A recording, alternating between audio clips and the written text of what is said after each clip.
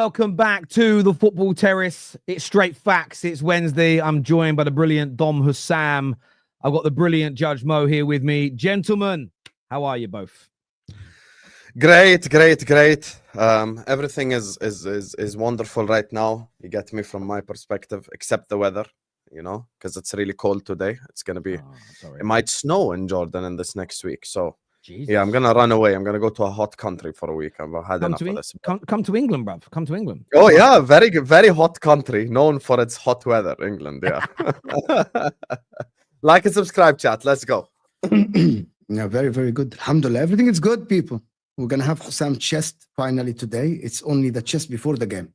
You won't see the chest after the game. It's fantastic. It's great, bro. Put me full screen, Terry. Put me full screen. Let me say we're going to smash Chelsea by 4 goals and Spurs by 5 goals. I love it. Loads to talk about today. We are looking ahead at the Carabao Cup semi-finals, which are very important. We're talking about the title race and this weird alliance between City and Liverpool, which some of the big Liverpool accounts online are coining as City Pool. They come together to join forces against Arsenal. As soon as you quote-tweeted that tweet, I knew you were going to bring it up. Of course I'm bringing it up. Because I'm confused. I'm confused by it. So, yeah, loads to talk about on the show today, including that. And also a big story around Todd Boehly. And there's been a lot of scrutiny, and rightfully so. What? There's been a lot of scrutiny, and rightfully so, about ownership in the Premier League recently. But Chelsea's owners essentially stealing off of Chelsea fans is one that needs to be discussed. We want to get Chelsea fans' opinions on this because, you know, we are essentially on your side. But the first story I wanted to start with is what you just mentioned there is, I mean, there was a tweet surrounding it, which we saw yesterday from Watch LFC, a big Liverpool account, saying, "Don't worry, City, we've got this. Hashtag City Pool will rise again." And there's been a lot of this online. Prominent City fans now saying, "Come on, Liverpool, go and win the league." Liverpool supporters saying, "Don't worry, City, we'll get you back for what Arsenal did at the weekend." Where is this alliance come from? Why are City fans and Liverpool fans so in love? It reminds me of that film, Brokeback Mountain, Jake Gyllenhaal and the late, great Heath Ledger. Where is this unison come from, Husam, between you and City? First of all, Watch LFC is a 4-letter word that starts with T and ends with T. I absolutely can't stand the guy. He is a Darwin Núñez sexual and a Salah hater. So that guy does not represent Liverpool fans in any way, shape, or form. I'm probably a bigger representative of Liverpool fans than he is. You know, at least I'm just FSG out. That's it.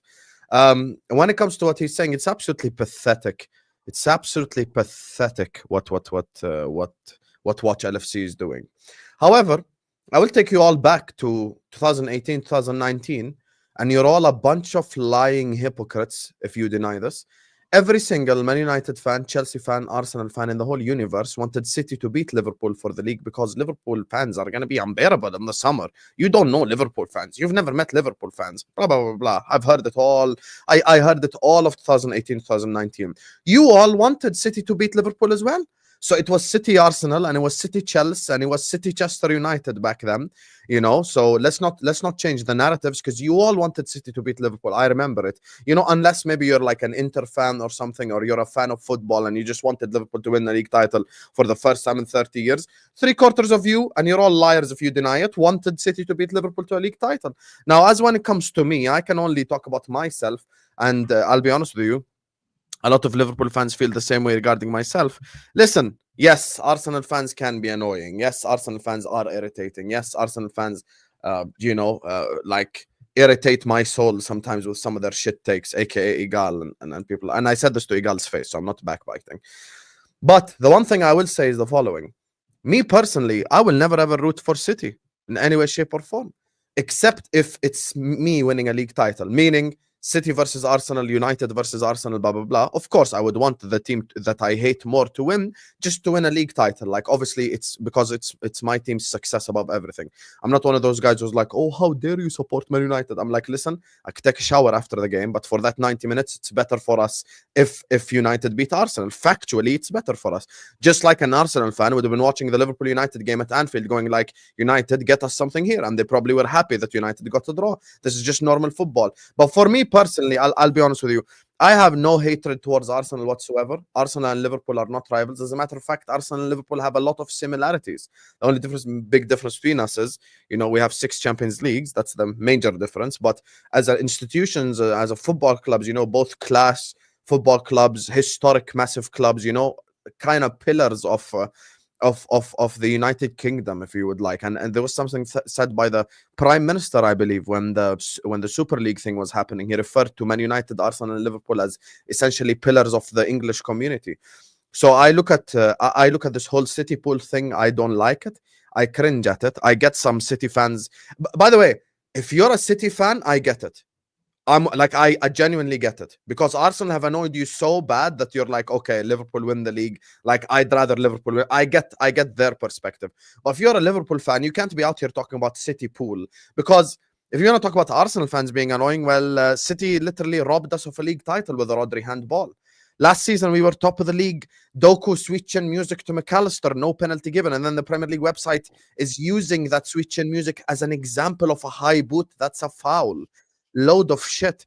If I want to talk about the refereeing decisions last season, we could have won the league because we would have been 9 points better off factually, which would have made us league champions. So what we cannot sit up here and say stuff like City pool. I'll never say that stuff. I hate Man City. I hope they get liquidated. I hope they get relegated. I hope they cease to exist. I'm not that guy. I can't stand that football club. And if Arsenal and City are in a title race scenario, I would be rooting for Arsenal, because I can't stand Manchester City, and there's nothing genuine or real about that football club. They won the jackpot 15 years ago. It could have been Spurs, it could have been Newcastle, it could have been Everton. So there's nothing that I have no respect for Manchester City whatsoever, other than the fact that they are a well-run club right now, so they do make smart decisions. But other than that, I have no respect for that club whatsoever. But yeah, that's my logic with it. But for the majority of Liverpool fans last season, when they fell off the title, Sam, you can talk for yourself. But the majority of Liverpool fans last season were rooting for City to win the league ahead of Arsenal, because they said, we want to banter Arsenal more. It's all about the banter, not about the domination. And I think Terry made about 2 or 3 videos last season. Like, how can you dare you want City to win the league title when they have freaking won it 3 years in a row? How do you want a team to make achievement? And that is the problem. Maybe it's not you, Husam, but the majority of Liverpool fans wanted City to win the league last season over Arsenal. It's not majority. The majority. The majority of the people that saw on social media wanted Man City to win the league, because they said, we haven't won it for 30 years. Exactly what people say. But we don't care if City win it. If they win it 7 in a row, who cares? You can talk about the people that you know. But that doesn't mean majority. Habibi, the majority of the people I dealt with wanted City to win the league, not Arsenal. Because no of the fact that Arsenal fans... And I'll be honest with you, I'll back Mo in that. A lot of United fans that I came across wanted City to win the league as well. And to your point, and I'll come back to you in a second, Mo, sorry, to your point, Husam, I agree with you. There's been times where I wanted City to beat you to the title, but only because it was to stop you from doing a quad, which would have surpassed my treble. So it was me wanting... Both situations were bad, but it was the best of a bad situation. That I understand. What I find really interesting is that for 3 or 4 years, the vast majority of Liverpool fans will say, we think Arsenal are irrelevant. City fans, they're nothing. They don't win. They're a banter club. They're irrelevant. Then it shouldn't bother you if they go on to win the league over a team that you actually say has been our biggest. Like, Liverpool were the biggest rival that City have had on a competitive level in the history of their club. Because during their greatest ever period of history in their club's lifespan, Liverpool were the team chasing them and beating them to a title, big Champions League games. They were the fierce rival. You shouldn't be wanting that team to start lifting more trophies, especially while Pep's still here, because everything Liverpool win, like, this is the mad bit. Liverpool are on for a quad, right? Liverpool win that quad. It's during the Pep era. Like, I'm just pointing that out, right? They shouldn't be rooting for you to have any more success. Equally, you can't claim that Arsenal is this irrelevant club no one cares about, and then be so angry when they win certain games or they're in title races or they're perceived to maybe improving. If they truly are irrelevant, it wouldn't bother you. And I don't mean this is a dig at Leicester. A lot of us were annoyed at our own clubs that year they won it because we could have. None of us were angry at Leicester. None of us were like, fuck you, Leicester, because we truly didn't see them as a long-standing rival. And we were right, really, because they went down a couple of years later. They weren't. It was a very good season, a bit of a flash in the pan, a bit of an anomaly. what I find funny, not annoying, doesn't bother me. It makes me happy. I smile. I love reading the tweets and seeing the meltdowns. Is the amount of City and Liverpool fans have claimed Arsenal are nothing. They mean nothing. They don't bother me. They're irrelevant. Get absolutely rattled to a point where they'll join forces with what is supposedly a big rival to shit on Arsenal. I just find it personally very funny. I find it hilarious. Like I'm not taking it seriously. I'm taking it as it's comedic and it's funny. Yeah, but I think it's more of a loud minority than anything. I mean, we have a guy in the chat who's a Scouser, Jack Howe, always supports the channel as well.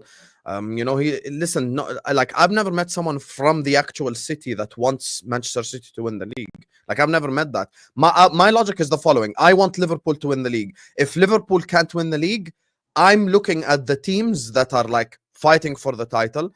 And for me, I don't have a rivalry with Arsenal.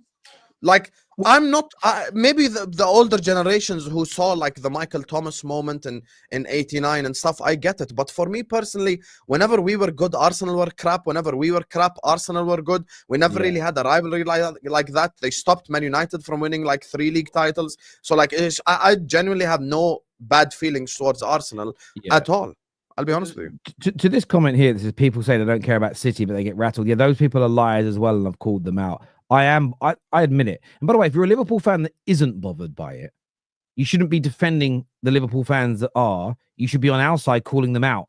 If you really think Arsenal are irrelevant, it shouldn't be fuck you, Terry, for showing us Liverpool fans that think they are relevant. It should be, you should be on, logically speaking, you should be on our side here saying, well, hang on a minute. If you find them irrelevant, you shouldn't be bothered by them. You should leave them alone. But Terry, can you admit the reverse on a real? Can you admit that in 18-19, most of Arsenal fans wanted City to win the league? Like, for real, can we be honest? Yeah, because they wanted, because you are, okay, so I think you need to understand their point of view.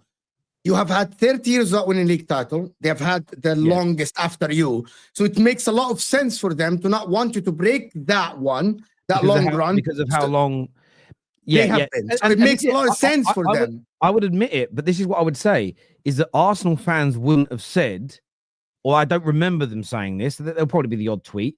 They weren't saying, I don't care if Liverpool win it because they're irrelevant.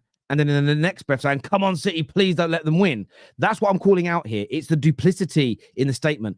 I admit that I have everyone who's around the title race right now. If I had a magic wand, Forest, please win it.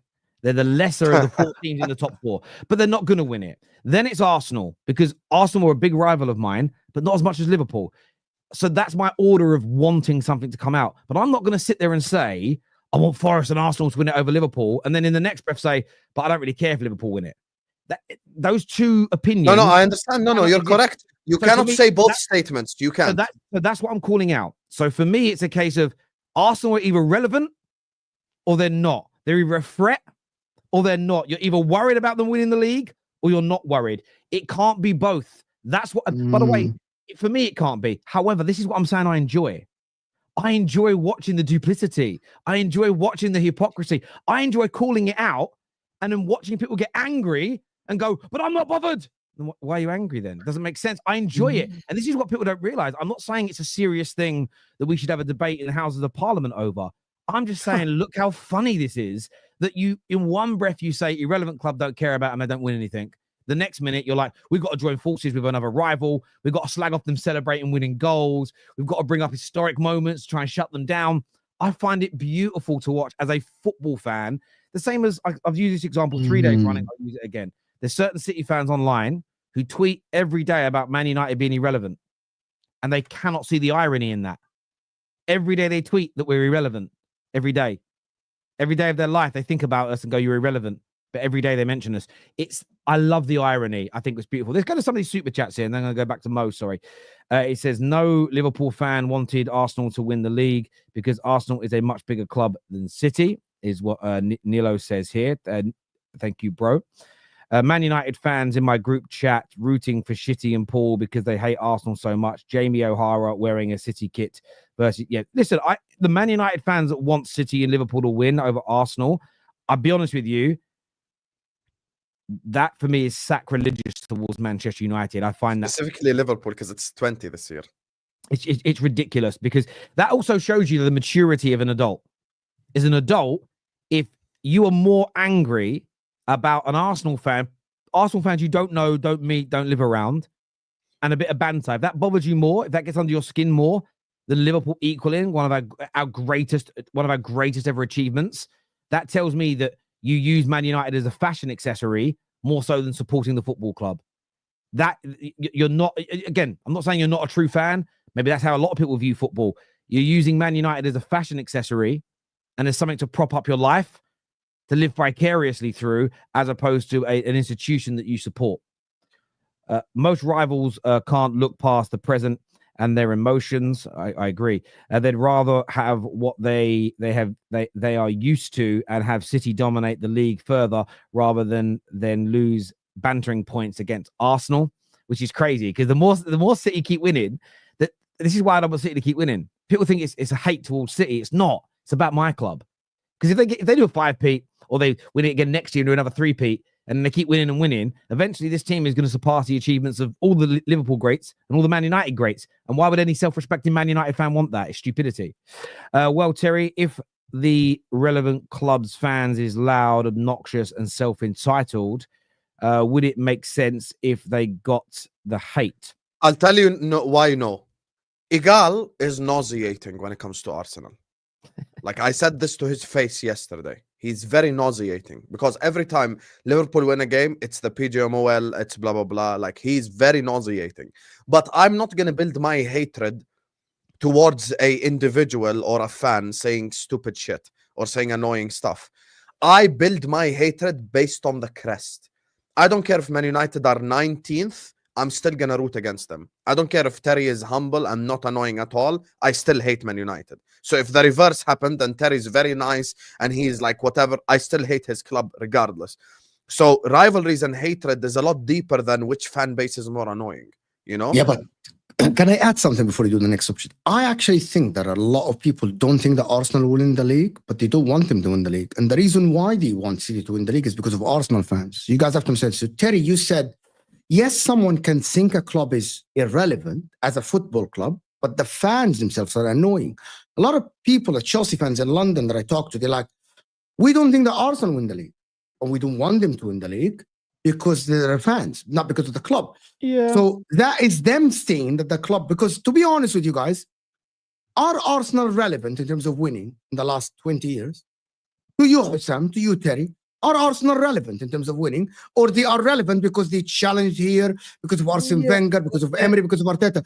In terms of achievements, the reality is Arsenal are irrelevant in terms of achievements. Okay, so same as Man United. You are irrelevant as a football club. Okay, but this is the thing, though. I don't view it through that lens. So that's why it becomes hard. So that's only you two. You're the minority. No, but I don't think we are the minority. I think that for me, AC Milan are not an irrelevant football club because they're not as strong as they used to be. They're still AC Milan.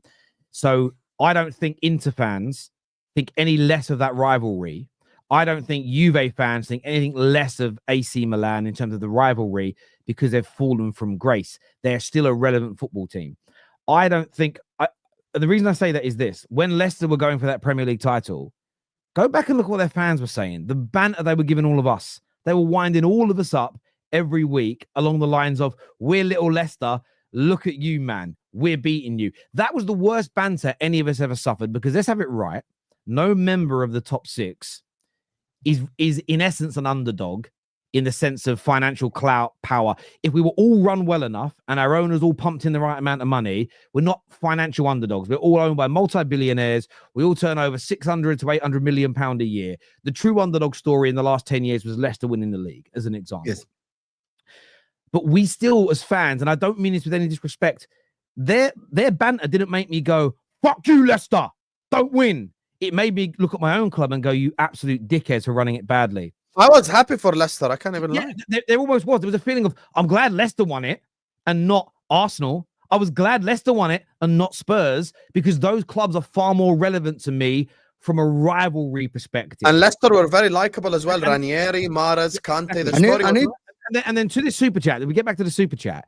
If the relevant club's fan base is loud and obnoxious, it goes, wouldn't it make sense if they got the hate? Absolutely, it makes sense. But you can't, in my worldview, and this is where I think people have got to learn to understand this. I'm not trying to change your mind, the red and blues. So that's what that says now in French. The red and blues. I'm not going to translate in French. I'm not trying to change your mind. I'm just trying to express my opinion so you understand where I'm coming from. And I think this happens so much in the YouTube space because there are some people out there that sort of, I've got to make you believe what I believe. And I'm trying to be a bit more self-reflective. I'm not trying to change anyone's mind. I'm trying to make you understand my perspective.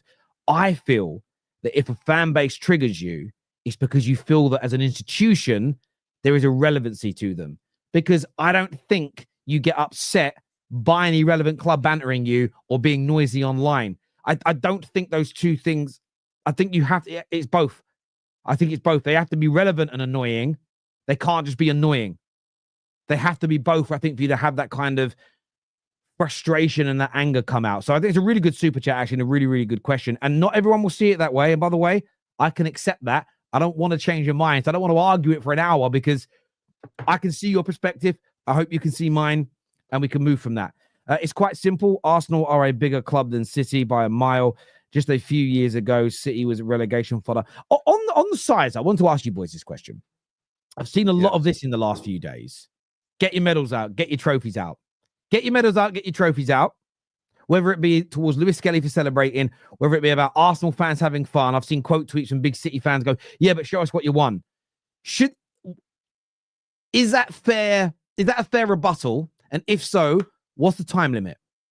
So if, for instance, we're going to agree that it's fair to say you can't banter me when you haven't won anything, what's the time limit on winning nothing? I'll tell you my perspective on this. History doesn't matter for the ones that don't have it. Those are the only ones that don't care about history. The ones that don't have history. You know who are the two fan bases who don't want to talk about history? Chelsea and Man City. But other institutions who have history and have historically been winning, they care about history. Because guess what? Football matters in the 1800s and the 1900s and the 2000s just as much as it matters in last year and the year before and the year before. Football will forever matter. Football will forever be important. Whether you like it or not, the trophies that the institutions have won over a 150-year period count. Because the size of your club is not just dictated by what you won last year. The size of your club is dictated by what you won since football started. There's a reason why Man United fans go to Old Trafford and sing 20 times. There are some trophies from the 20 times that are like before World War I. I'm not going to say, yo, you didn't win the league title because it's a long time ago. No one says that stuff. At the end of the day, when you win and when you have history, it matters and it dictates the size of your club. Now, when it comes to everything that happened on the weekend, I'm just going to say this. Why are people talking about WrestleMania without talking about the Royal Rumble? I'm going to make a WWE reference because the Royal Rumble comes before WrestleMania. The Royal Rumble was the game at the Etihad. Haaland tells Lewis Skelly, who the F are you? Lewis Skelly then scores and does his celebration.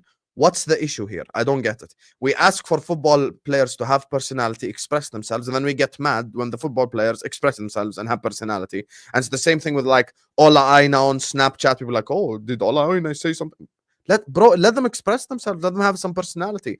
You know, now it's like someone will score an overhead kick and then post game he'll go like, most important thing is the 3 points. Bro, what the hell is this media trained bullshit?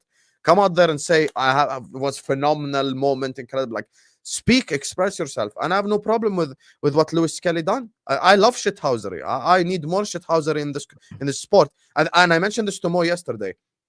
The best time of us all watching football has nothing to do with the Premier League. It was a period of La Liga for 3 years where Mourinho and Pep were going at it so hard in every press conference, in every meeting, every match had a red card. It was so enjoyable to watch that we all got emotionally invested in that like rivalry, even as even La Liga fans. Like, I've never been a La Liga fan. I don't like any of their clubs. I don't support any of their clubs, but it was so enjoyable to watch because of all of that stuff.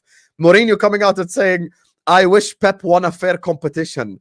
I wish Pep would win the Champions League in a fair way after the Barcelona-Chelsea robbery. Like, these are the things that we live for in this sport. It's beautiful. It's shithousery. It's great to watch, you know? So I have no problem with anything what the Arsenal players did or the fans. You know, people want to diminish the Arsenal game against City, even though it's Pep's worst defeat as a Man City manager in 9 years. You guys don't understand. It's the student that actually slaughtered the master at the end. He schooled them on the pitch, using kids. That's what Man City fans don't understand. It is not about winning the title. That game, your Erling Haaland guy, disrespecting a manager, which is something that shouldn't happen in football, made it a rivalry. And for him to school you like this, 5-1, it's an insulting thing. It's a humiliating thing. This is not like something that happens every day to Pep Guardiola. You call Pep Guardiola one of the greatest managers to ever exist, right? For him to go to the Emirates, ship 5 in a bag, go back home with kids playing, is humiliating. That actually warrants Arsenal fans to celebrate it. It's their biggest win against Pep Guardiola after all the years. So let them celebrate. Why are you policing the celebration? You can come at the end of the season and say, that win didn't mean anything because you didn't win anything. But as of today, you got humiliated. Take it, go home, cry in your room, but don't show people you're crying. Don't cry in the media.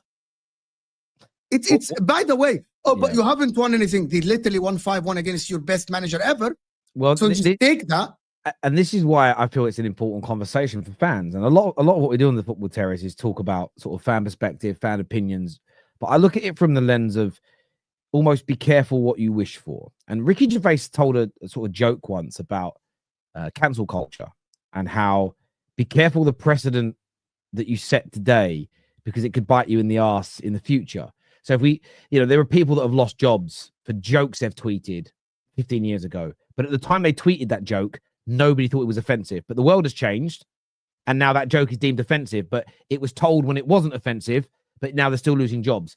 I'm not a fan of that precedent being set. And I view it in the same way towards football. So if we start now saying that you can't celebrate a big win, an historic loss, we can't banter City for an historic loss, and we can't praise Arsenal for an historic win because they didn't do it whilst winning the Premier League.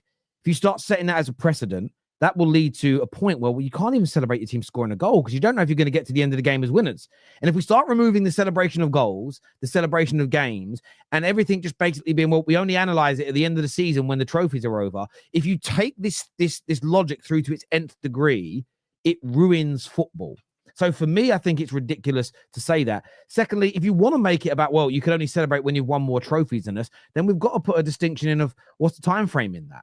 Thank you. And by the way, when you set the time frame, a lot of people will go, right, let me think of the best time frame today that suits my club. So some like Chelsea fans will go, oh, we'll make it like 6 years because then we can include our Champions League. But okay, another couple, no, but they will. And Man United fans will probably go, no, we've got to include a few Prems in there. Let's go back to like 2008. So let's say like 16, 17 years. Everybody will pick a time frame that best suits their football club. But the crazy part about this, let's just say that becomes the consensus and it's then how things are assessed. It shouldn't be, but say it does. At some point, you're going to have really big trophies fall off and your club's going to look pony. And it's just, this is the problem with analyzing football in that way. And I always looked at it as a salty response. If you batter a team, and people say you're defending Arsenal. No, I don't. I call Ty out on AFTV for this all the time. Palace will beat them. And Palace fans will be talking on AFTV afterwards. Are we done you today? They're really happy. They know they're a smaller club. They know they don't have the money. They know they don't have the history, but that's why they're so happy. And Ty barges in. Yeah, what you want on your history? It's like, shut up, Ty. It's irrelevant to talking about that game at that moment. Let's assess this game. Those fans have every right to be happy. If Leyton Orient do the unthinkable this weekend and beat Man City, the response shouldn't be, yeah, but you ain't won a treble before we have. No, it's about that game and about the isolation of that game, and you speak about it. And that's where football has been for 140 years. I don't like the idea of us trying to change that now to shit on a couple of teams we don't like and to prop up some teams that have had recent history. I don't want to undo the history of football for a short-term sort of fix, if that'd be right. So, yeah, look, I don't like it whatsoever. And on the big defeat for Pep, what I like about that is this. Because he's spending a much longer period of time at a club than he's ever done before, not just taken over when it was very good, made it brilliant, and left while it was still brilliant, which is fair, because he's staying longer. You're now starting to see the results and the runs of form that all the other managers that are in GOAT conversations that were at clubs for 10, 15, 20 years, you're now starting to see him suffer the same things they did. And I kind of like seeing that because it also proves the sort of, it sort of shows that no one can be untouchable, unbeatable, sort of beyond criticism forever when you're in one place for that period of time. And it's just part and parcel. And I don't think we should be rewriting how we assess football to protect a manager or to protect a specific football club, because I think that's wrong. This super chat here says people acting like we instigated, we showed City respect initially. What did Mikel Arteta do to Haaland for him to say that to him, or for KDB to push him? If you throw a ball at someone's head, the respect is out of the window. Do you guys agree with that? I was about to say that. Yeah. Just hold on. Miles Lewis Kelly, Arteta, Arsenal fans, everyone did not disrespect Man City. They just celebrated their win. They kind of bantered back. The one who was really disrespectful is Erling Haaland. The one who was disrespectful is Bernardo Silva kicking Trossard because of a sore loser. Miles Lewis Kelly celebrated. How many times we have seen people replicate the other people's celebration? That happens all the time. That's not disrespectful. That's called banter, trash talk. But to hit the ball in someone's back head and to actually go to the... By the way, Erling Haaland lost all my respect in that moment, right? It doesn't matter the age. If you think the manager is... Would Erling Haaland go to Ancelotti and tell him, stay humble? Would Erling Haaland have the guts to go to Ancelotti and tell him that? No, he wouldn't. If Pep Guardiola is opposing him, would he have done that? Would Erling Haaland even choose to raise his eyes in front of Antonio Conte, who would cook him, right? Erling Haaland going to Arteta, tell him to stay humble, is so disrespectful. That is not banter. You don't go to the opposition's manager. You go to other player. You banter other players. You try to trash talk them. You don't go to the manager and disrespect the football manager. But that is a different level. And Mikel Arteta went to shake his hand. He wouldn't do that to Maresca, Erling Haaland. He wouldn't do that to an older coach. I'm sorry. See, when someone's saying in the chat, but Conte won trophies, it is not about that. You don't go to the opposition coach and tell him to stay humble. You don't do that. That's disrespectful. That's not banter, by the way. I disagree. Erling Haaland is the one that started the disrespect, by the way. And didn't Haaland throw the ball at the back of Gabriel? Yes, I said that. What did I say when I first started Would speaking? Erling Haaland dare to raise his eyes on Jurgen Klopp's face? It would eat him alive, Jurgen Klopp, right? But he did it because it's Arteta. That is the reality that people don't want to speak about. He can't do it to other managers. That is the reality. And it's disrespectful. This super chat here says, football and sport is at the end of the day about stirring somewhat of emotions, good or bad. It's why we watch. Let's be rivals. Let there be shithousery. Let's enjoy it and embrace. And Patrick, I agree with you wholeheartedly. Just don't backtrack and say that people are not rivals whilst you can see them winding you up. That's the element that I call out, but I also call it out for a bit of rivalry and a bit of banter. That element is the part of football and part of football analysis, I suppose, in the fan channel community that is about fun, as an example, and banter. Like, we'll get onto serious conversations where we have a serious chat, but absolutely, if you get rid of that, if you remove that from football, I think it's over. I've always said before, I've never been asked a question, would you like it if Liverpool went out of business? And I can answer it very quickly and say no. There's a short-term yes where you go, oh, wouldn't it be funny to watch them cry? And But actually, I feel like as a Man United fan, I need Liverpool. They're an important part of my football club and our history, and that they're those games when the fixtures come out that you look for. Liverpool, home and away. City, home and away. Chelsea, Arsenal, home and away. All of them. If they were all suddenly gone, I don't think football would feel the same anymore. And I don't want that short-term fix for me because I don't think it has long-term game. TalkSport Jason Cundy implied that Haaland should break MLS's legs just like Roy Keane broke his father's legs. He should be fired. I don't know if you guys... I saw the clip of this. Yeah, he essentially says... Jamie O'Hara says you shouldn't do that to other pros, which again... There's now 3 or 4 clips though of Cundy praising the shithousery from Jamie Vardy, from Erling Haaland, never once saying anything negative about it. I've seen those clips today after I made my morning's content about this. He then basically says, and he does imply that he could or should be expecting now some kind of leg-breaking, career-ending tackle. And the way he sort of says it was with a smirk saying, you know, when you do these things, bad stuff happens. Just like Erling's dad, you know, when you do these things, bad things can happen to you. Almost suggesting that if he was to receive a tackle like that, it would be all on Michael Lewis Skelly and there should be no sympathy. And I did think to myself, God damn, that's horrible. It's like, no, if tonight a Newcastle player 2-foots Lewis Skelly, that's the player that 2-footed him is wrong. That isn't because Skelly mimicked a celebration. To even suggest that about an 18-year-old lad, I think that's mad, you know. I think that's mad. Yeah, it's fucking nuts, bro. Like, nobody should fucking say this shit, bro. It's crazy. Should break his legs. Listen, I if don't you know, also Jason science Conde. in school, you know every action has an equal and opposite reaction. He got asked, "Who the fuck are you?" He responded with a goal and a celebration mimic. And as you said there, opposite. You're a scientist. You understand it's an opposite, an equal reaction. Breaking Lewis Skelly's legs is not an equal response to doing your celebration. That's not. It's excessive beyond means. It shouldn't even be. If a fan throws up and said, "Oh, if he gets his leg broken, it's his fault," the response from every professional pundit, journalist, fan should be no. Nobody should want that. Nobody should suggest it. Nobody should be trying to, oh yeah, but there's a reasoning for it. You know, it's ridiculous. Look at me and Mo as an example. We both give banter, but we take it. It's just like I can't sit up here and like as soon as I say something to Mo and as soon as I say something back, oh my god, how dare you, and start getting upset. Like you have to, if you want to give it, be able to take it. Simple as. Absolutely. 95% of clubs don't win anything. Enjoy and celebrate wins. The great thing about football is about the emotion in the moment. Nick, you're spot on. And just to let everyone know, Standards FC, if you're listening, just having high standards would still mean that 95% of clubs each season wouldn't win anything. Having high standard, if everyone had high standards, the same percentage of teams that don't win every season would invariably be the same. Standards don't change it. It's just the nature of the beast.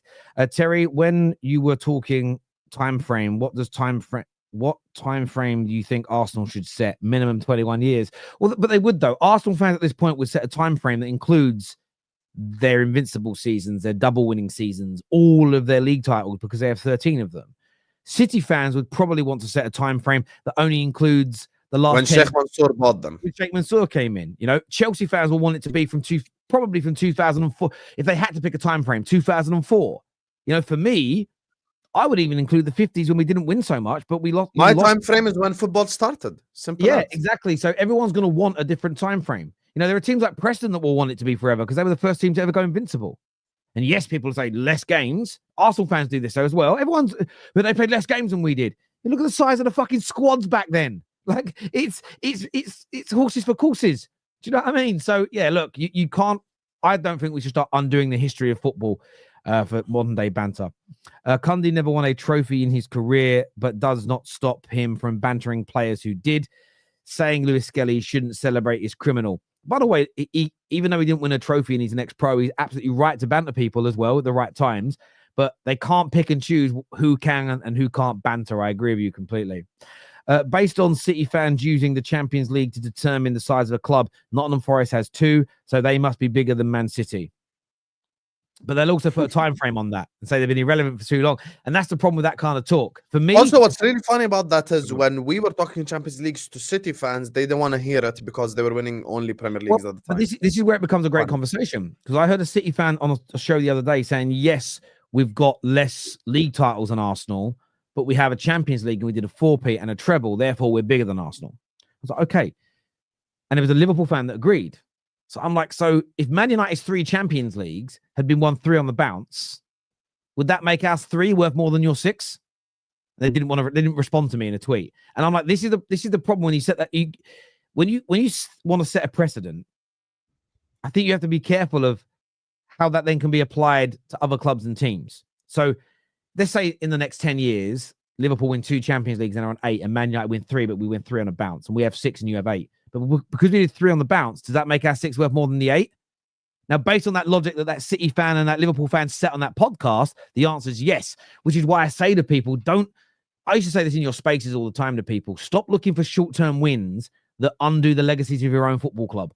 I truly believe in that, you know. And that's why, by the way, when it comes to like who's the bigger club, me and Mo both disagree, but we keep the same energy for everyone. My energy is who has the most trophies. Let's go. Who has the most trophies? And of course, we consider weight of trophy. With Mo, he goes Champions League heavy. Like that's Mo's logic. Mo thinks that Liverpool are bigger than United because of the Champions Leagues. He thinks Man United are bigger than Chelsea because of the Champions Leagues, etc. So his logic is the same. for all the clubs, unless there was like an irrelevant period like with Forest where they're like they just had like a 2-year thing, you know. So that's the thing. As long as you keep your energy consistent, to be honest with you, you should have a fine debate in this. If rival fans think Arsenal fans are annoying, and wait until Arsenal wins a major trophy and that novelty dies down and City fans start comparing their accolades against their club. I hear you on that. I mean, you can also just turn your phones off. You don't need to be on the internet all the time. Like, if it really bothers you. I work on the internet. People live on the internet. Loudest haters, 18 to 20, Arsenal fans. Adam Charles is an example. And Sean, I brought this example up earlier on. When we were going up against City for a league title, Arsenal fans wanted City to win at the time as well. So don't come at me with the bullshit. I'm keeping same energy. I'm saying, listen, I don't want City to win. So yeah. Hate us, we embrace it. We don't but don't police our celebrations. I hear that. And by the way, if you people saying, Terry, but all this stuff amongst fans is banter, I agree to a large extent. The problem is the mainstream are now talking about it and pushing it out as there's think pieces on this. There are journalists writing think pieces on it.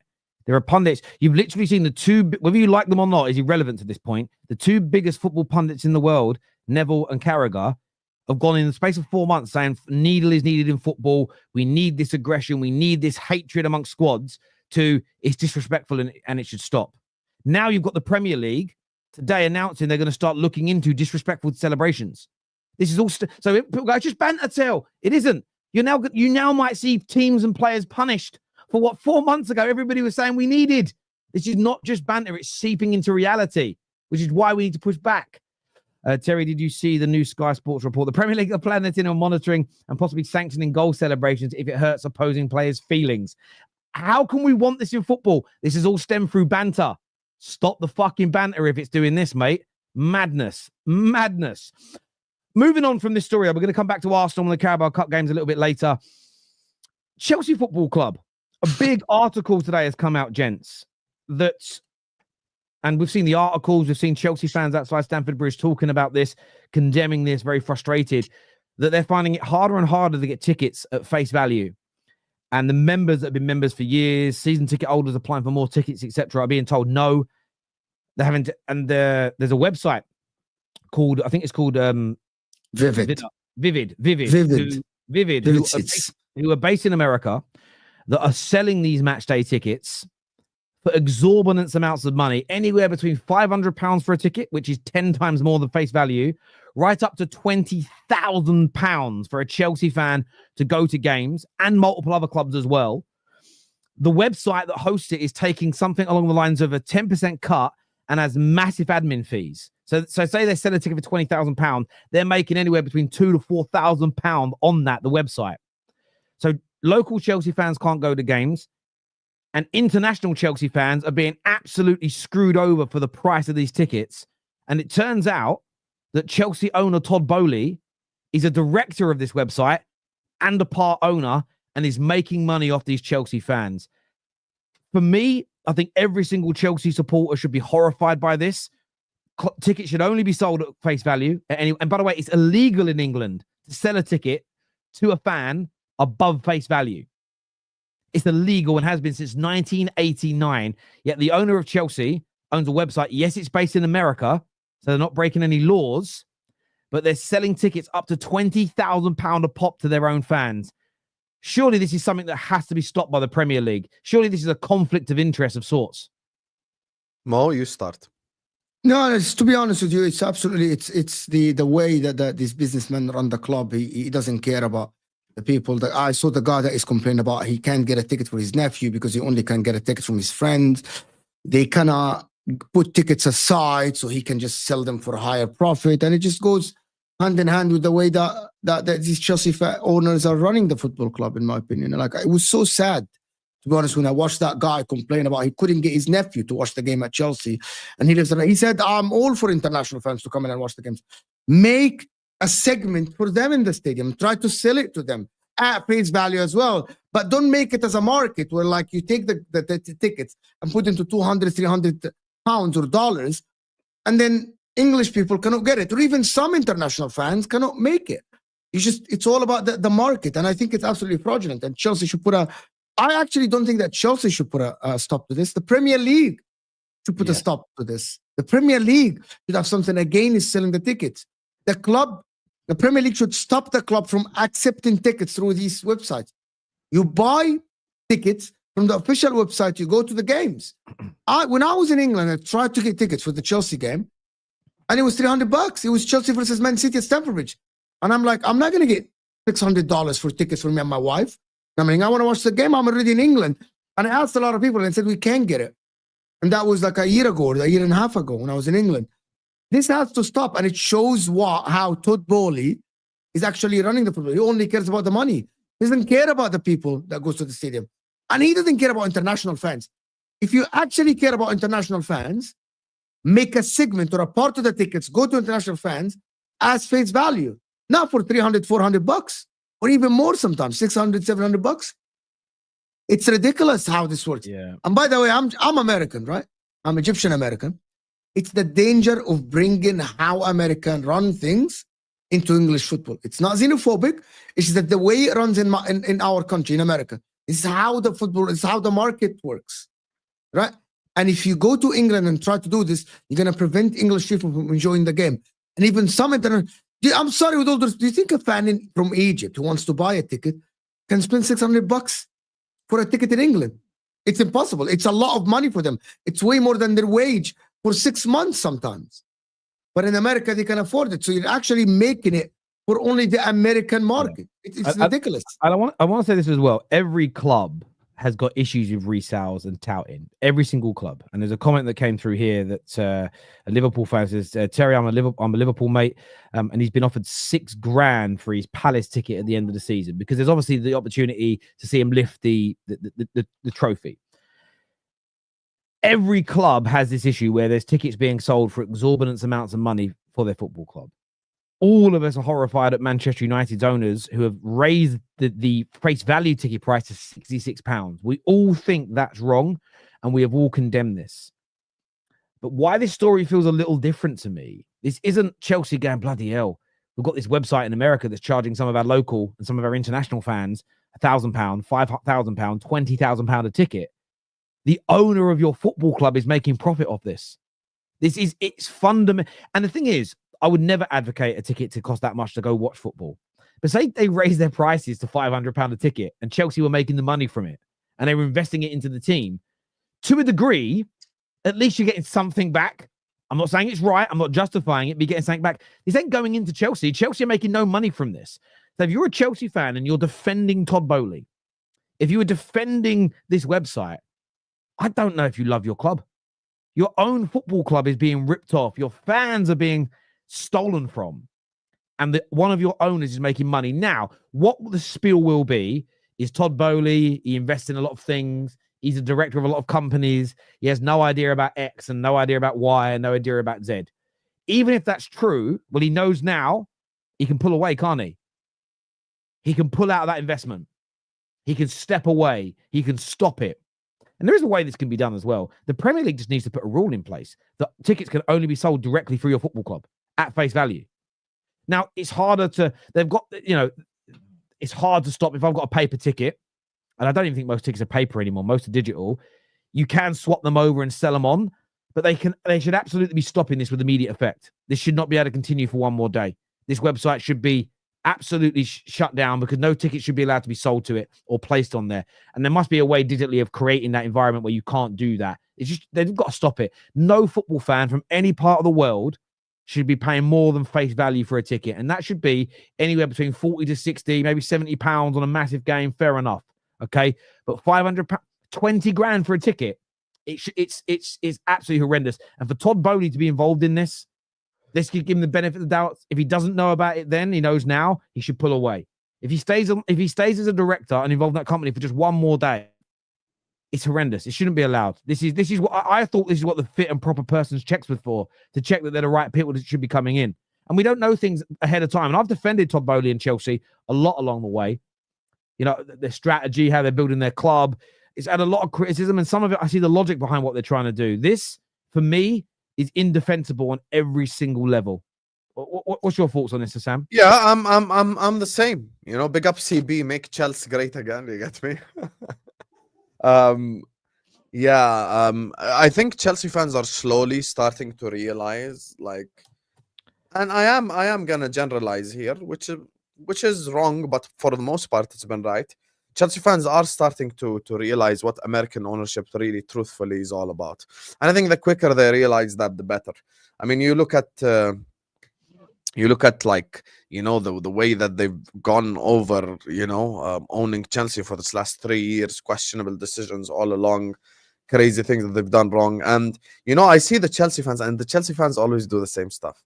The Chelsea fans will come here and say stuff like, "Oh my God, Terry, talk about the fact that you fired the dinner lady. Talk about this, talk about that." Yeah, but he has spoken about that. Like what? So why don't you speak about Todd Bowley? Chelsea fans are doing this whole us against the world thing, and it's so cringe because no one's buying. Like, you're selling something, you're selling a product that no one's buying. It's not Chelsea against the world. It's you calling out the wrong stuff that your owners are doing. And if he is involved, or he does know about, like, you know, someone selling a Chelsea ticket for 20,000, I mean, paying 20,000 to watch Sancho pass back, watch Jackson miss chances is crazy. You know, I don't know who paying 20,000 for that right there. But as we know, look, as someone who obviously is a foreign fan, there are foreign fans, you know, who would die for that moment of just going to the stadium and, you know, visiting the stadium and stuff like this. At the end of the day, as a Chelsea fan, you have to call it out even before we do call it out. You have to call out your own ownership. You have to call out Todd Bowley. You have to call out these owners who have, you know, brought down and tarnished the image of Chelsea. If this is somehow, some way true, because it's a scary thing to think of. How can you, as a Chelsea fan, accept this? And, you know, big up Abdi Hassan in the chat, who's a Chelsea fan. Look what he's talking about, saying he's about his club. Hopefully the UK government intervenes and sanctions all of them to hopefully make these creatures sell. This is this is a Chelsea fan calling out his own football club, instead of just sitting there and defending everything. Sorry, where's this comment? I'm trying to put it up. It's literally just scroll and you'll find it. Abdi Hass is his name. He's a Chelsea fan. He's been calling out this owners for a really long time, even though he was poached out and stuff. He wants them to sell because he sees that this doesn't represent the Chelsea well. This doesn't represent their institution properly. I will say this: there's a Chelsea fan in our group chat earlier on today who defended it and said we shouldn't be angry at Todd Bowley for having a side hustle. Again, it's the football club. He just said we should. That's on top of the football club. Like, he should be. I've seen a few Chelsea fans privately say these things. Like, well, it's a side hustle. We shouldn't be angry about. Isn't always Chelsea fans saying that Arsenal and Liverpool owners, because they take the dividends and the money, they're not people that want the club to win. They are only there for their own profit. Don't they say that? Or as Chelsea fans, they call Arsenal fans are not ambitious because they don't want. So this guy is benefiting from the club on a side hustle, and that is good for the football club. You call Arsenal owners not ambitious because you don't invest in the club in their own money, and then you're defending them. Well, you never walk alone here, says Bowley's a loudmouth. He only has 30%. Well, that's 1% more than Ineos, and we have condemned them for pulling money away from charities. We have condemned them for removing the bonuses of the stewards. We have condemned them for increasing the ticket prices. But a lot of the comments I'm seeing here, there are a lot of Chelsea fans calling this out. Absolutely fair play to you for having a backbone. But from my perspective, I called out the whataboutery when it came to Man United's situation. And Husam and Mo called me out on it, saying, well, you shouldn't be deflecting to other clubs. And I said, I'm not deflecting to other clubs directly. I'm stating that I'm not going to accept criticism from people that will turn a blind eye to their own club's misdemeanors, and I'm not doing that. I will call out the things that I think my club does right, and I will condemn and call out the things that I feel they've done wrong. And I don't believe that Todd Bowley being on this ball and doing this thing with tickets means everything he's done at Chelsea is bad. I'm not that polarized. However, this is an individual subject matter, has to be addressed, because he's robbing from Chelsea fans internationally. Hundreds, if not thousands, if not collectively, probably millions and it isn't just Chelsea fans. There are tickets on there from all clubs. So the amount of money that's being made off of football fans and typically working class people around the world is horrendous. And we have to, the same way as I have said, it's horrendous that Man United have risen their ticket prices to £66 each. The same way as I've called out and said that I will personally help to fund the £40,000 a year they pulled away to help support ex-players. whether it's the channel doing a charity stream, donating some money myself. I've personally said I'll step up and try and help. So I think these things should be called out. They really, really should. And this is not an attack on Chelsea. This is defending the fabric of your club, which is your fans. And if you're against that, I genuinely want to know why you're protecting them. I want to know what your rationale. By the way, if any fan saying it's only a small amount is the same as is similar to bigger amount. It doesn't matter. 1% of the ticket is similar to 10%. It doesn't matter. Again, but even just owning a website that is charging an everyday person £500 to watch a football match where the ticket is originally on sale for £50 is crazy. And I understand the scarcity, and I understand that creates inflation. But there's a face value for a reason, and that's the value it should be. And there should be nowhere that sells it above that. It's as simple as that. Create a memberships program where the members go into a pot, and it doesn't matter if you're born next to the stadium or if you live in Timbuktu. If you get a ticket, you get a ticket, and it's at face value, and that should be it for football fans. We have to do more of that, because we will eventually kill this sport, and eventually we will outprice the working classes. And this sport was built by the working classes, and it's important that we do what we can to protect them. I'm talking the fans here. I've had that energy for my club. I've had that energy for this club. I'll do it because I feel like we should be protecting these fans. Comment here says the Cronkies are the bane of Arsenal's progression, is what is said here. Someone not in England, I'm happy to possibly never be able to win a ticket to watch a game if it meant a local lad can afford to still go. And you know what, Dan Colley, I understand that. I think I don't know where you're from. You're paying in US dollars. So I'm assuming you're in America, but you might be somewhere else. But look, you've got the right to go to watch a game as well. This is no longer a local sport. I think the respect and traditions of clubs should be. I always look at it this way. I don't feel like we should be trying to change anyone that's not. Whether you're a new fan, whether you're born in the local area or you're from international, it's irrelevant. I don't think we should be trying to change the traditions of our club. I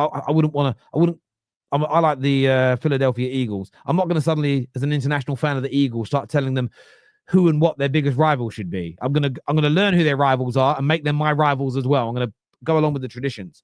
However, as an international fan, Dan, you have every right as someone born next to the stadium to go to a game. What you shouldn't have to do is pay $1,000 on a website that the owner of Chelsea Football Club is taking a cut from for you to be able to go to a game. You should get it at face value, the same as that. And by the way, the local supporter I saw talking on the video, and the only reason I'm not showing the video is because, unfortunately, the Sun filmed it and put it out. I don't want to put their logo up. I really didn't.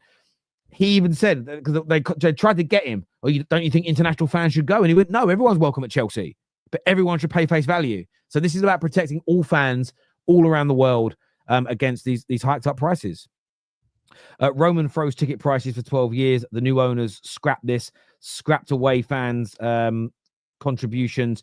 Now this, it doesn't surprise me at all. Disgusting is what Nick says. It's called American greed, contrary to what Gordon Gekko said in Wall Street. Greed isn't good. Well, greed is good for the people that are greedy when you got it. It's good for them, not for us. Don't you remember Bernardo's post-match injury? That's on the thing earlier. We'll come back to that a little bit later. But yeah, look, I just want to talk about it, raise some awareness, because in case people haven't seen it, and this is something that's got to be pushed back against, in my very, very humble opinion. If your response is, Husam, you want FSG out, and Terry, you fired the cafeteria lady, you've lost already. Just so you know. Say that again? I didn't hear the first bit. Sorry. If your response to everything that we've just said, all three of us, is Husam, you want FSG out, and Terry, you fired the cafeteria lady, you've lost already.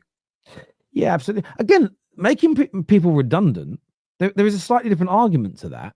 And that is, were the jobs needed? Were they making the club money or not? Or saving the club money? And that's a very different conversation. So if Chelsea got rid of 50 members of staff because literally they were twiddling their thumbs and there was very little for them to do, then I'm not as against that. People may be redundant, sad. At the same time, the club isn't a charity that should just employ people it doesn't need. That's very different from ripping fans off for ticket prices.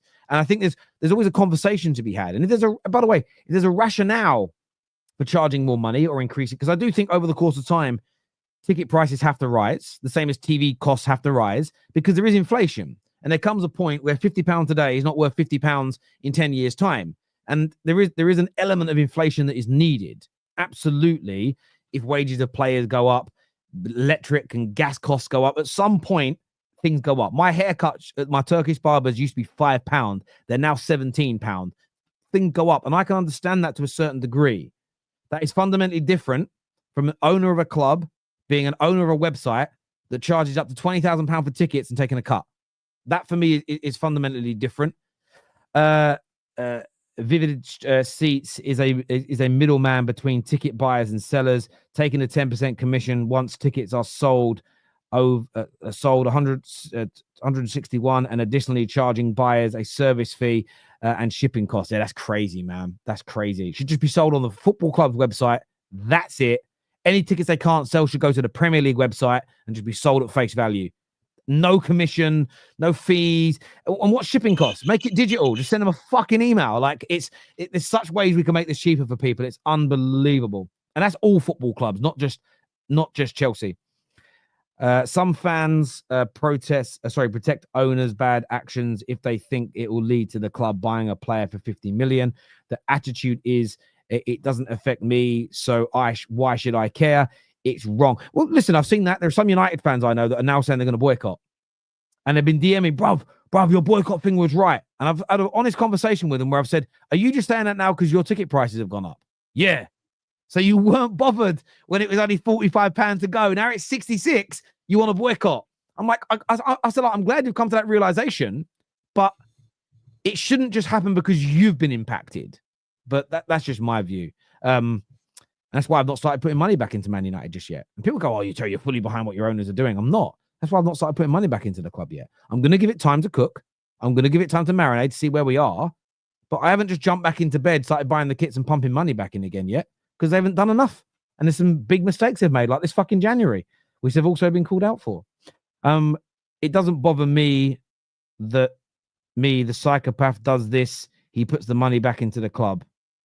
So it doesn't bother you if he puts the money back into the club. It should. Okay, Nicholas, how about here is the ticket price for even the season ticket holders to each ticket be like £200 and they put the money back into the club? Would that be all right with you? Like, what are the manners, Nicholas? I'm not sure. Even if the money goes back to the club, can people afford it? Isn't football made for the fans? Isn't football made for people to go to the stadium? Imagine all the stadiums empty because nobody can afford them. Isn't like this is some bad logic, to be honest, Nicholas. It's some bad logic. Imagine, he puts the money back at the club. Okay, what about the season tickets being raised to like £20,000 then? But I'm going to the money goes back to the club. I'm going to defend Nicholas here in the sense of at least he's being fucking honest. At least he's saying I don't care as long as it goes into my club. Because I'll tell you this, it's like with Man United and all the shit that Ineos are getting, and I agree with some of the criticism. I'm trying to find the link with this Bowley and this like whole thing that they're saying. I've actually just been trying to research it this whole time. So essentially the website that sells the tickets, Bowley is part of the website that is doing the whole 20 grand thing. Yes. So there are two things here basically. Either he didn't know and he's just an investor, or he knows. He's a director. Now here's the thing. If he knows now, he's a director. He's a director. So he knows then. He most certainly does. And now, by the way, public eye, he's gonna have to pull out. Then the money can't go back to the club. Actually, realistically, you cannot just pump unless they're a sponsor. Yeah, they can't. Yeah, the money can't go. Objectively, even let's say he sells 100 tickets for £20,000. What are you gonna do for 200k? That's not even like the weekly wages of one player. It's his money. No, but it's all the club, bro. Just on Nicholas here, like at least he's admitting the truth about how he feels. There's a lot of people that, as I said, that are Ineos out. Say we win the league next year, they'll be at that parade celebrating. No talk of ticket prices.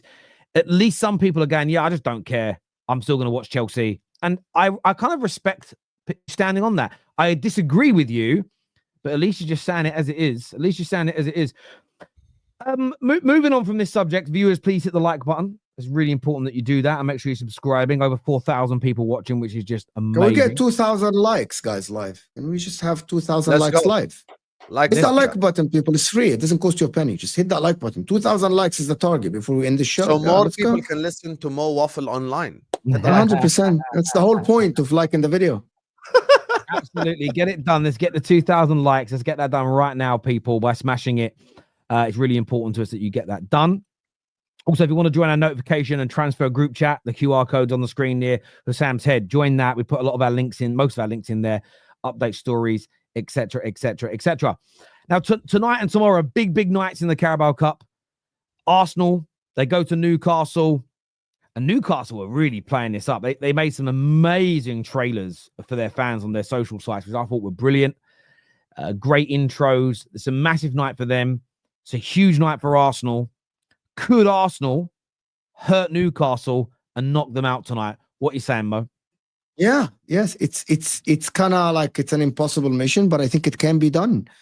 It's very tough. I would pick Newcastle to win, but I don't think it's just like I think Arsenal can turn it around if they approach the game as calmly as they approach the Man City game. I was just speaking about that on my show, and I was like, I want Arsenal to go to this game thinking that one goal at a time, as coaches say, one goal at a time, just play. It doesn't matter if the goal is at 60 minutes or 80 minutes or 70 minutes. It doesn't matter.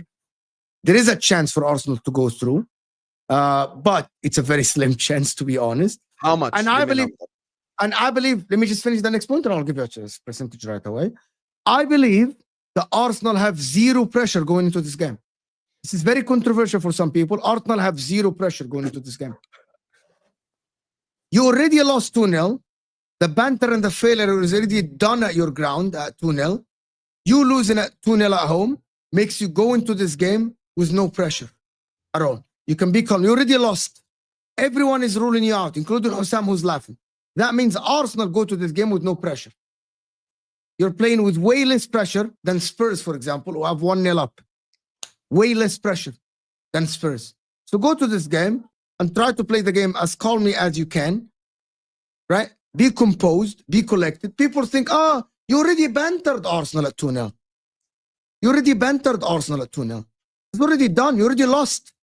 You know what? What You makes already you think lost. the pressure on the players is based off of banter, though? Like, that's It's just not a weird banter. way to look at it. Okay, let me tell you something. Oh, the Do you banter is agree? done. Okay, let me give you an You let think me ask you a Gabriel question. Saliba's pressure is through Let me- banter?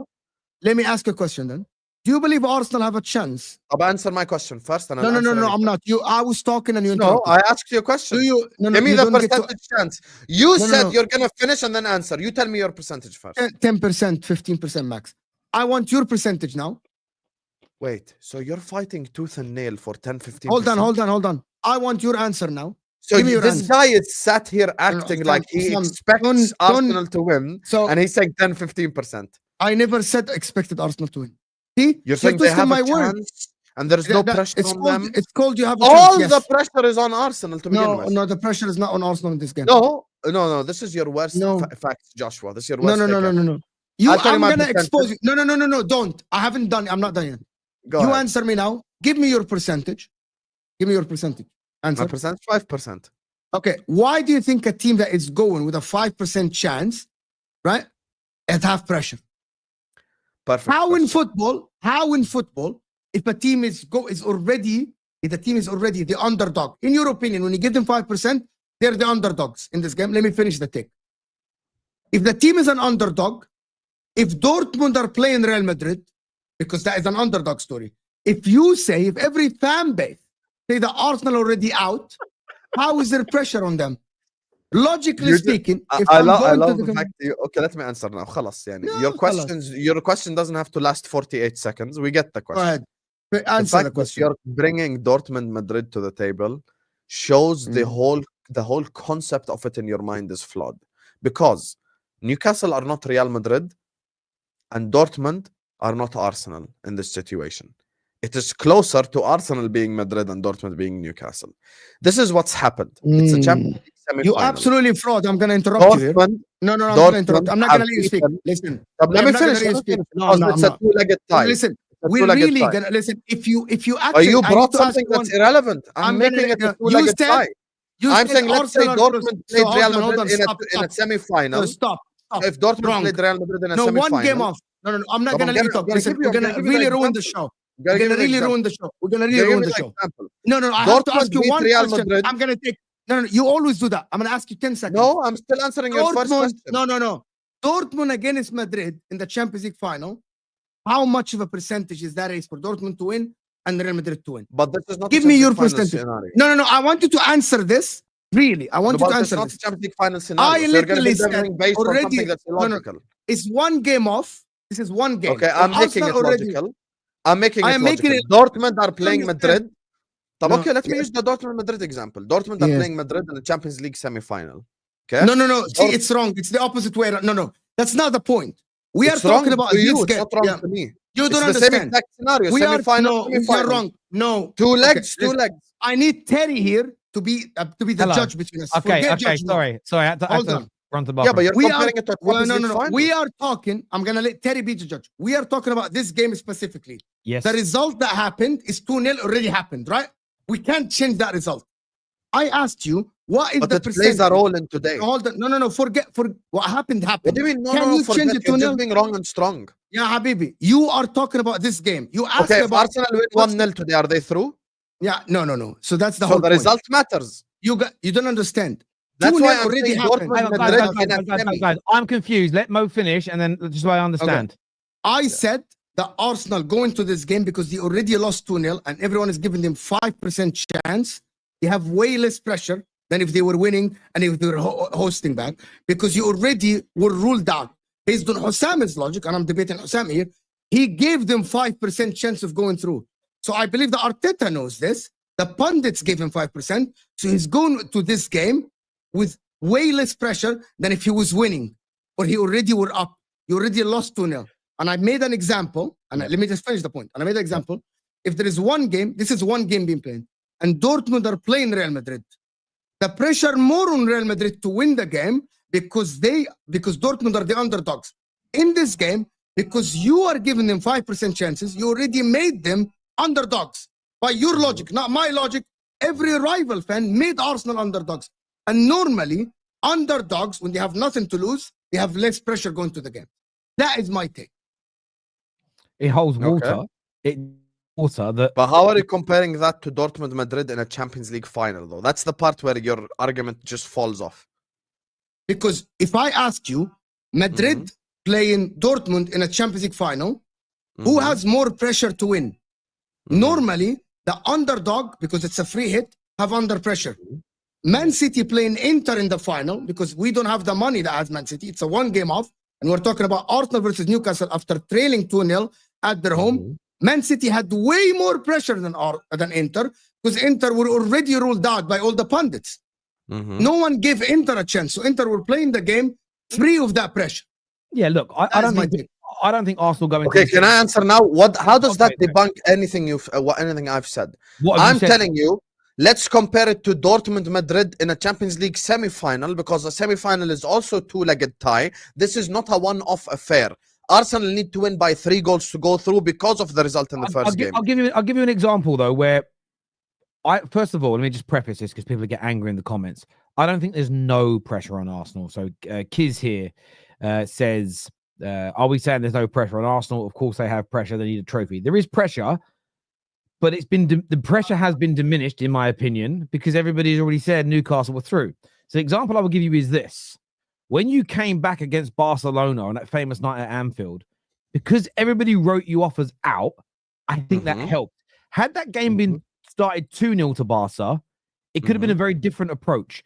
So if Arsenal can go into this game, we've got to remember what Mo said right at the beginning, because that's before I left the room, I heard this bit. If they approach this game and stay calm and collected like they did against Man City, it gives them a chance. If they go into this game a little too frenetic, feeling the pressure, and there is pressure there, feeling, pressured, we've got to score, and they're out and they're disorganized and they concede early and the crowd gets up, it's over. If they go into this game cool, calm, and collected, if they maybe get a sense of we feel less pressure because most people have written us off, that could play into their hands. And this is where it becomes a hard conversation, because people are polarized and everybody wants to be right rather than listening to other people's perspectives. There is no pressure on Arsenal, but I think there is an element of the pressure being released because everybody said they've already lost it, already out. There's no point even playing the second leg.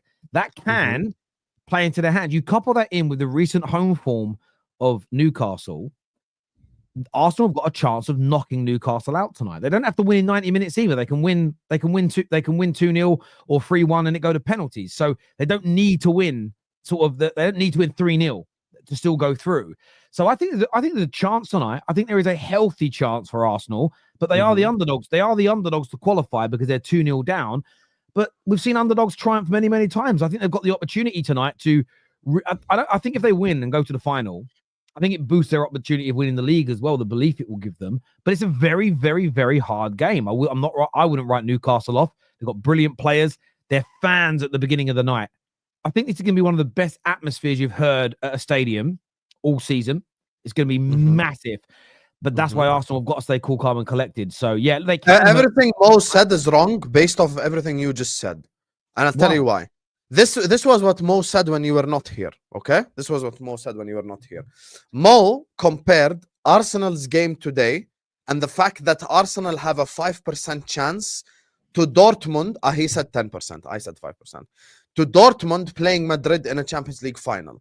Now, the reason why his logic is flawed is because this is not a one-off game. It's not a one-off because there are conditions and terms. Dortmund could beat Madrid 1-0 in a Champions League final or draw and win on penalties, and they would accomplish a miraculous win against Real Madrid. But this game has terms and conditions because of the previous game. That was the thing I was trying to say before Mo got rattled, start shouting for no reason. The terms and conditions are they're already 2-0 down. So it's not a matter of it's a one-off game because Arsenal could win today 1-0 and still they will go out because of what happened in the first game. So they need to win by 2 goals or take it to, I think there is no extra time. I think it's penalties directly. But point is like they need to win like 2-0 or they need to win like, 3-1, 3-0, whatever it is to take it to penalties or win. So at the end of the day, the result of the first game plays a part in this. And Dortmund are not Arsenal and Newcastle are not Real Madrid. There's a reason why we're saying Real Madrid, aka like Arsenal in this situation, because they're the stronger team, can win this game. But because of the terms and the conditions of the first game, it doesn't apply. His logic does not apply. So it's not a matter of just underdog because it's not a one-off game. There was a first leg. But yeah, there is. But I think it does. I understand where you're coming. He said a lot without saying anything, to be honest. He didn't touch on any of what we said. About less pressure and all this stuff. Yeah, I think that's the thing. No, there's more pressure on Arsenal because they're the team that's expected to win the trophy. I've already touched on it. You are giving them 5% chance to go. But they've gone now. But again, but you're missing the point here. How does that debunk my point? Hang on. They lost in the first leg. Hang on. If you let me talk, I'll tell you why it debunks your point. They lost the first leg. You said on the match reaction, they're out, it's finished. This is a Newcastle-Liverpool final. Yes, they're under pressure to win a trophy. But in the context of going into this game, everyone's written them off.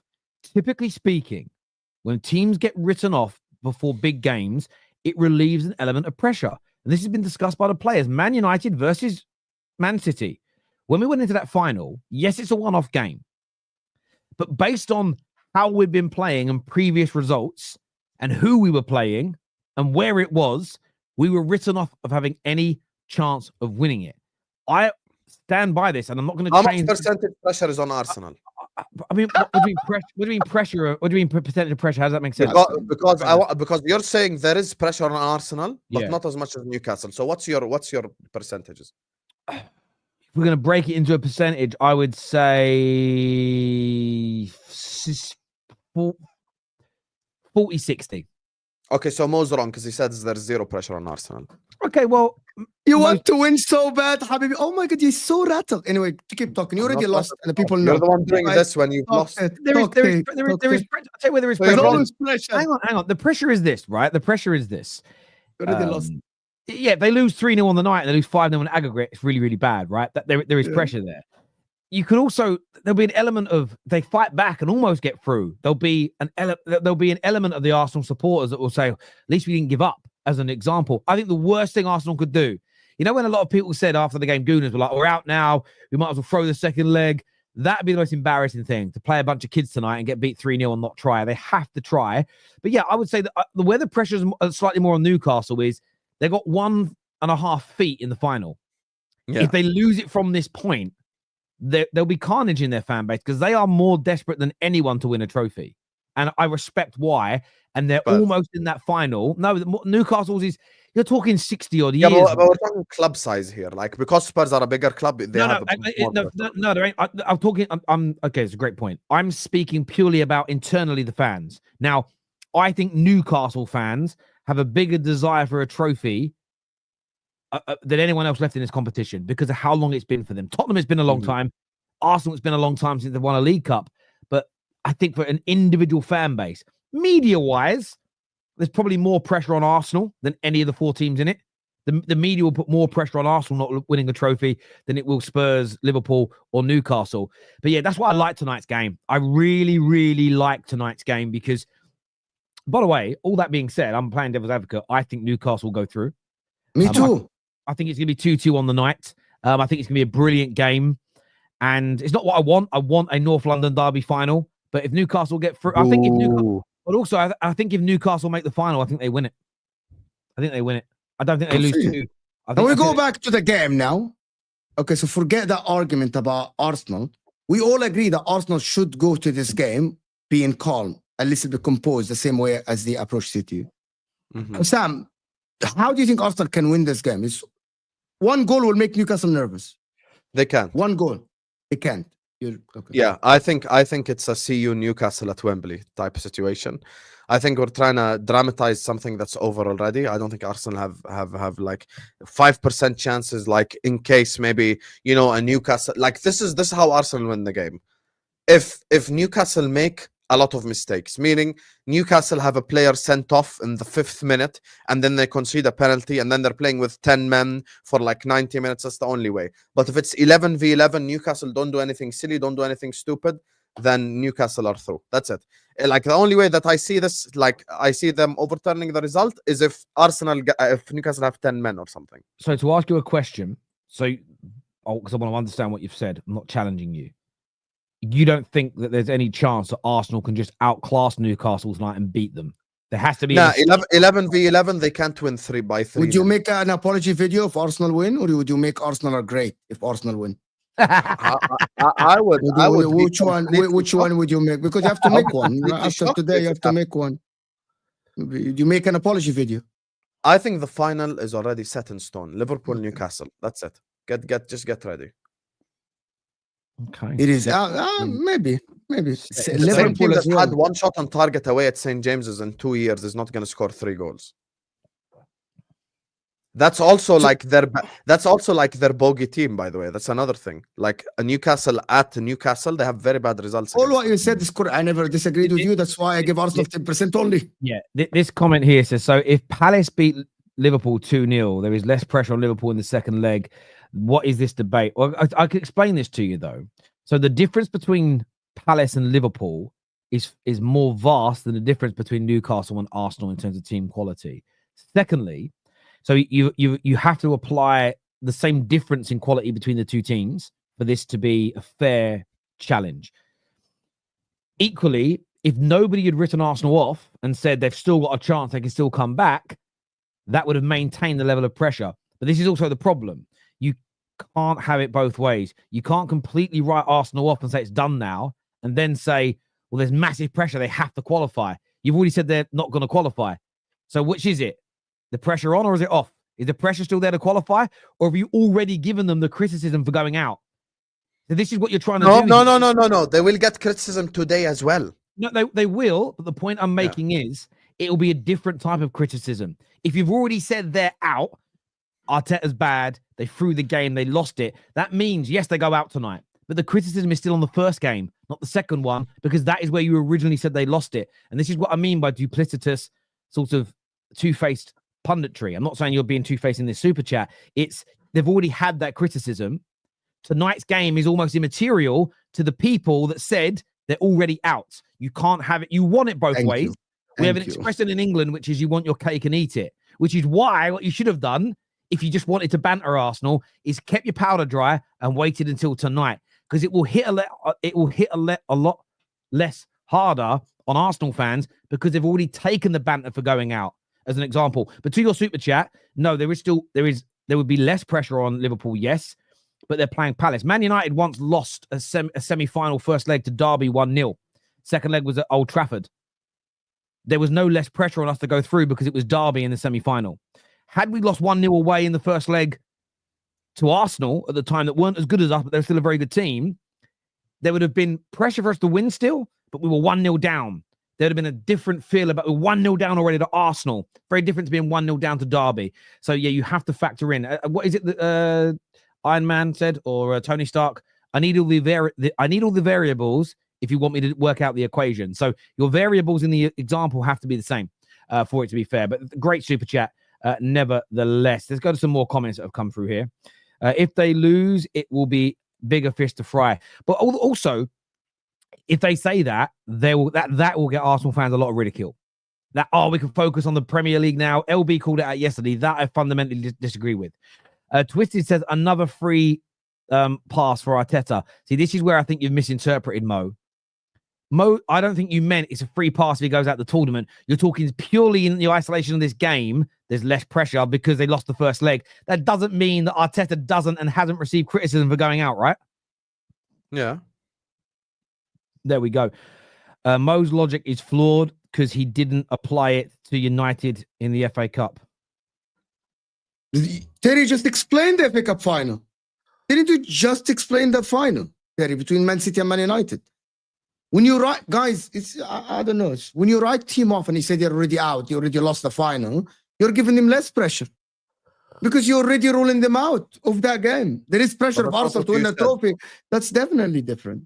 You said zero pressure. No, you said zero. Yeah, just come on. You know exactly what I'm talking about. You just chose to ignore it, bro. Yeah. After last year's Atalanta shenanigans, you would have thought that Husam would have learned by now to stay humble and not over-predict shit. Okay, you're 2-0 down to Newcastle. You had one shot on target there in 2 years. You're not going to score 3 goals and win. Mama Flossie, see you at Wembley. So are you confident you'll beat Spurs tomorrow night then? Like absolutely 100% confident and knock them out? Am I confident that there is black coffee with no cream, no sugar, and no milk in this mug? Yes. That's how confident I am. That 1-0 lead that they brought their family out and celebrated on the pitch for, within like 10 minutes is going to be gone. Please.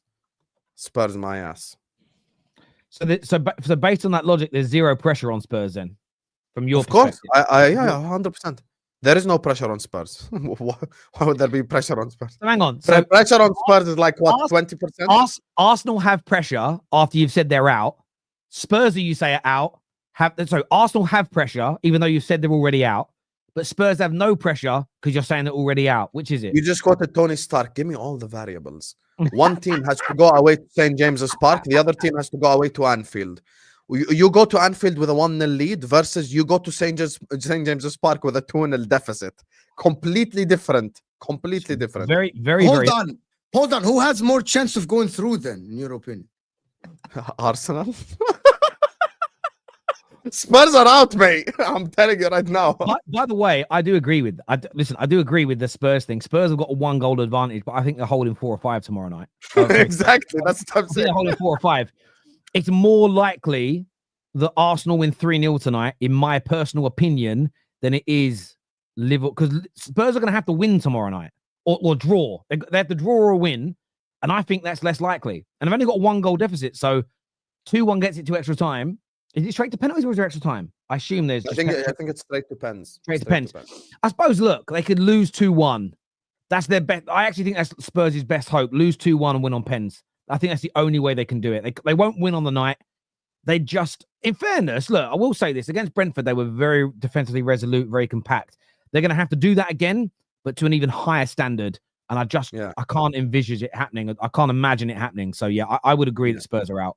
I agree Spurs are out. I also agree. I think it's going to be a Newcastle-Liverpool final, but I'm just playing devil's advocate with the pressure stuff. Husam is right. Mo is crashing out. Husam 3, Mo 0 is what Decay says here. I don't claim W's. The chat give me the W's. Big up, man. Get off his lap. Did you hear what Tell said about the Liverpool game? He said Spurs are going to wipe the floor with Liverpool. Yeah. Who's Tell? You Tell? No, not me, Tell. Tell. Tell. I don't like the fact he's called Tell, because every time I see a comment going Tell, I think people are addressing me. I'm like, what have I done now? I don't know who's going to say that. Is he? Will he be in the squad for tomorrow? Probably. Can you imagine? Can you imagine though? Like, I know you'll hate hearing this, Sam. Imagine your first game for Tottenham. Man goes to Anfield and bags a winner to put him into a final of a cup. Oh wow, Yeah, that's a crazy story. And then you switch off Netflix. This is just football. Football. It's not a drama series. Listen, I promise you, all within 10 minutes, the 1-0 lead will be gone. Come on. Semi-final, midweek game, Anfield. Please. The lights. Yeah, it's one of them. Supporters found this is from the Chelsea website. I think Chelsea supporters found to be selling their tickets for more than face value will be subject to a club investigation, sanctions, including removal of season tickets and memberships.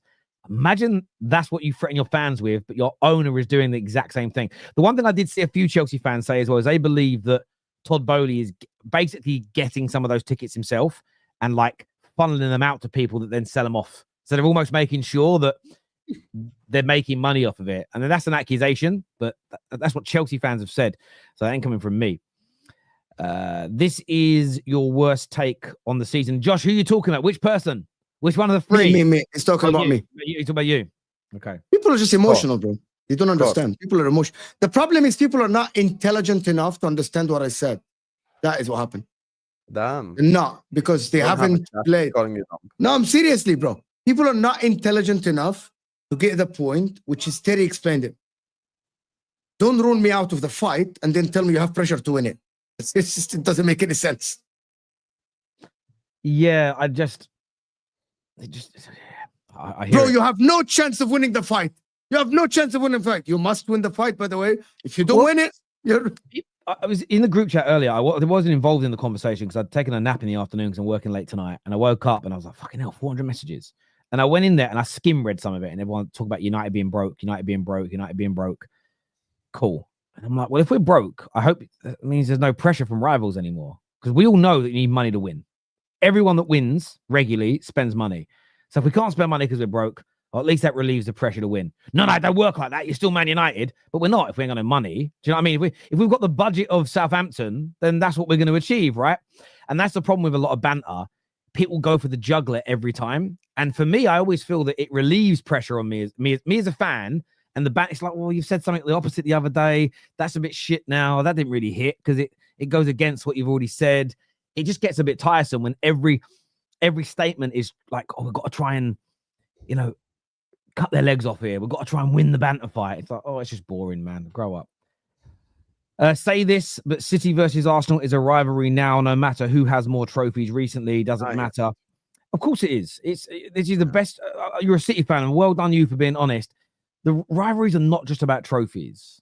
Man United and Leeds haven't been competing against each other for trophies for as long as I can remember. But the rivalry's there. It exists. It's natural. It's part of it, And even funny, like you think about the Chelsea-Liverpool rivalry in the noughties. You weren't really competing against each other for trophies unless you played in the Champions League. You weren't really. It was never really Chelsea v Liverpool in the title race. It was Chelsea v Man United with Liverpool pushing us both. But that was still a rivalry, and a lot of that was out of things that managers said. The ghost goal, all these little things played a part in it, and it was a real rivalry. So that's why I don't like to rewrite the history. Because I feel like it diminishes those great rivalries that we all enjoyed as football fans. So a big up to this super chat. Best one of the day, 110%. That was really, really good. Mo did some match analysis today. Yeah, I did some match analysis on the side. That's different. On Man City and Arsenal, that's a different thing. Just worry about it. I'll tell you later. There we go. Don't you remember Bernardo's post-match interview? I didn't watch it personally. I didn't see it.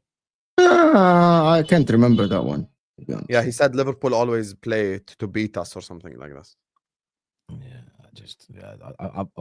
There's a super chat here that says, this is a great question. Oh, he asked me this before. Yeah. Start, bench, sell, Gravenberch, Caciedo, Rice. I want to go to you first then, Mo. So, not based on form in general, start Caciedo, bench Rice, sell Gravenberch. In general, I agree, but based on form, start Gravenberch, bench Caciedo, sell Rice, just based on form. I said the exact same, and Arsenal fans went mad. Nilot Pal asked me the same question on my show, and I said, on form, Gravenberch, Caciedo, sell Rice, and they're like, oh, no, how? I'm like, Gravenberch has been the best midfielder in the league. On this season's form, I agree with what you've said. If I base it on overall what I've seen in the last 4 or 5 years, it would be start Rice, bench Caicedo, sell Grav, because Rice has been doing it a high level longer, captain the European trophy final. But on this season's form, it's almost like the reverse, if that makes sense, based on form. But I will say Declan Rice in the last few weeks has started to really show up. But he was brilliant against City the other night, and he'll be needed tonight. If he can put in a performance tonight in that midfield like he did against City, Arsenal do have a very, very good chance. But yes, let's see what some of the viewers have said about this. Right form or overall, and then put your so we understand exactly where it is that you are coming from on this. Let us know. Let's have a little look here. Some of you are writing it. Rice is better than Caicedo, you eggs. But that's not, you got to remember what they said here. In general, Rice, Gravenberch, Caicedo. That's an interesting mix. It's an interesting mix, that one there. Caicedo, Rice, Grav is what's been put in here. A few more of you might be putting in Caicedo's better. I mean, yeah, he's good. He's very, very good. This here says Caicedo, Gravenberch, and Rice. Twisted, of course, being controversial, says form is misguided. But it's not, because it's like February, so it's form for the whole year. People have the problem with your comment here, Twisted, is you're acting like our viewers and the people in the Football Terrace community are part of dense communities. We all understand the difference between form and someone's overall quality, because there could be a period of time. What is that noise? There's no noise. It's only from your side. Oh, really? We don't hear it. No, you're not hearing that? Okay, cool. There could be a period of time in form where Chris Wood is performing better than Mo Salah, but no one would think he's a better football player. And football fans Twisted understand this, and you understand it. You're probably just being deliberately obtuse, if we're being honest. Yeah, you heard it. I heard it as well, but there's nothing at my end. It's weird. I don't know where it's coming from. It doesn't matter. Who has more football IQ, Mo or Husam? Mo is shaky. Get off his lap. I'm just gonna say again, Dakai. Get off his lap, bro. Viewers, you know what I'm gonna do? I'm gonna do a poll. I'm gonna do a poll on it. We're gonna do a poll. Who has the best football IQ and takes? That's what we're gonna write it as. Who has the best football IQ and takes? Mo, Husam. Just Mo or Sam. That's all the only options I'm putting in there. There we go. Let us know, people, in the comment section below. Thank you for asking everyone to hit the like button. We're over 2,000 likes now on the show, which is absolutely amazing. Thank you very, very much indeed. I appreciate that, people. There we go. I know you've got to go in a second. Remember, this video is going to redirect you to Husam's channel for his show. So at the end, make sure you all go across. Make sure you're all watching. Make sure you're all supporting. Brilliant lineup over there. Or the moment the votes are in, 60% at the moment are saying Mo. 60% are with Mo on this right now. We're going to get another minute. So get those votes in quickly. There's thousands of you watching. We want to get them in. We want to get it in. Yeah, I also thought it sounds like a call to prayer that I'm hearing. Does sound like it's actually Mo. If that's a call to prayer, if what you hear is the adhan happening next to me, but it's the call to prayer. It reminded me when I was in Qatar. Like Qatar, huh? Yeah. It's interesting because the first time I heard it, it's like it really stood out to me. I was like, I knew what it was, but I was like, oh, that's kind of different because obviously I don't hear that every day where I am. But within like a day or two, it's just like a noise that. And I don't mean noise in a disrespectful way because I don't know what they're saying, right? It just blends in with the background and just the only thing we couldn't do is record because sometimes where we were staying, it was so loud, it was like drowning out the mic sound. So you have to wait a minute. But yeah, it's actually quite, I don't want to sound disrespectful. It was quite therapeutic. I didn't know what he was saying, but it was quite therapeutic. It was quite nice just hearing it, if that makes sense. So yeah. So there we go. Poll still goes 66% in favor of Mo. Mo's smashing it. He's got the majority. Do the super chat. That's my cue. That's my cue to leave now because Mo has more football IQ than Husam. I cannot do this. I cannot. Rice is so clear and disrespected because he plays for Arsenal. That's not true. Jay, Husam, I know you're gonna go. That's not true, Jay. That's not true. I think Rice get a lot of praise recently. He cleared off. It crashed out of the stream. I want to thank you all very, very much for tuning in. I really appreciate it. Go support his channel right now, please. Go and support Husam's channel. This year says I tried Husam. Can't beat the Mo gender rules. Yeah, it's 66% in favor of Mo. Radcliffe said United are struggling financially. Struggling financially because a guy called Terry told everybody not to buy merchandise. All right. Oh, that's so funny. Can you imagine? He said that? I'd be in trouble. Listen, everyone who's tuned in, I want to say thank you. Take care. Goodbye. God bless. And we'll see you all again soon. Peace.